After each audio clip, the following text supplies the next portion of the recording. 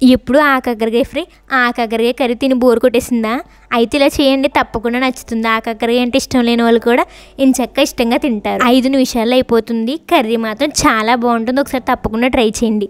ముందుగా ఆకాకరకాయలు తీసుకుని శుభ్రం చేసుకుని చిన్న చిన్న ముక్కలుగా కట్ చేసుకోవాలి.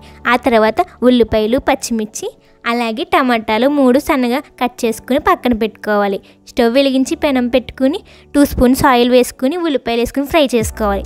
ఉల్లిపాయలు కొంచెం ఫ్రై అయ్యాక కట్ చేసి పక్కన పెట్టుకుని టమాటా ముక్కలు వేసుకుని ఒకసారి బాగా కలుపుకోవాలి. కలుపుకున్న తర్వాత ఇందాక మనం కట్ చేసి పక్కన పెట్టుకున్న ఆకాకరకాయ ముక్కల్ని అందులో వేసుకొని ఒకసారి బాగా కలుపుకోవాలి. అందులో 1 స్పూన్ అల్లం వెల్లుల్లి పేస్ట్ వేసుకోవాలి. 2 నిమిషాలు ఫ్రై చేసుకోవాలి. ఫ్రై చేసుకున్న తర్వాత కొంచెం పసుపు, 1.5 స్పూన్ కారం అలాగే కొంచెం ధనియాల పొడి వేసుకోవాలి. వేసుకుని ఒకసారి బాగా కలుపుకోవాలి. కొంచెం ఉప్పు వేసుకోవాలి. ఉల్లిపాయ ముక్కలను ఉప్పు వేసినంత తోలంగా వేసాను. మీరు రుచికి సరిపడా వేసుకోండి.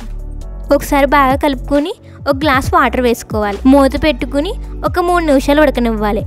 ఇలా ఉడికిన తర్వాత ఇందాక మనం పక్కన పెట్టుకున్న కారబుంది అందులో వేసుకోవాలి. ఈ కర్రీ మా మావయ్య గారు వండమన్నారు. నిన్న మేము వెంకటేశ్వర స్వామి గుడికాడ భోజనం చేసాం. అక్కడ ఈ కర్రీ వేసారు, చాలా బాగుంది. మాకు చాలా బాగా నచ్చింది. అందుకు వండమన్నారని చెప్పేసి ట్రై చేశాను. కానీ టేస్ట్ మాత్రం చాలా బాగా వచ్చింది. ఒకసారి మీరు కూడా తప్పకుండా ట్రై చేయండి, మీకు కూడా నచ్చుతుంది. కారబుంది వేసుకున్న తర్వాత కొంచెం హోమ్ మేడ్ గరం మసాలా వేసుకుని మూత పెట్టుకుని ఒక 5 నిమిషాలు ఉడకనివ్వాలి. 5 నిమిషాల తర్వాత మూత తీసి కొంచెం కొత్తిమీర కానీ కరివేపాకు కానీ వేసుకోండి. నా దగ్గర కొత్తిమీర లేదంటే కరివేపాకు వేసుకున్నాను. కరివేపాకు వేసుకుని ఒకసారి కలుపుకొని బౌల్లోకి తీసుకుని పక్కన పెట్టుకోవడమే. అంతే, ఎంతో సింపుల్గా ఎంతో టేస్టీగా ఉండే మన కారబుందు ఆకాకరకాయ కర్రీ రెడీ. ఒకసారి మీరు కూడా తప్పకుండా ట్రై చేయండి, మీకు కూడా చాలా బాగా నచ్చుతుంది. మీకు నా వీడియో నచ్చినట్టయితే లైక్ చేయండి, షేర్ చేయండి. ఇంకా మన ఛానల్ ఎవరైనా సబ్స్క్రైబ్ చేసుకోకపోతే వెంటనే సబ్స్క్రైబ్ చేసుకోండి.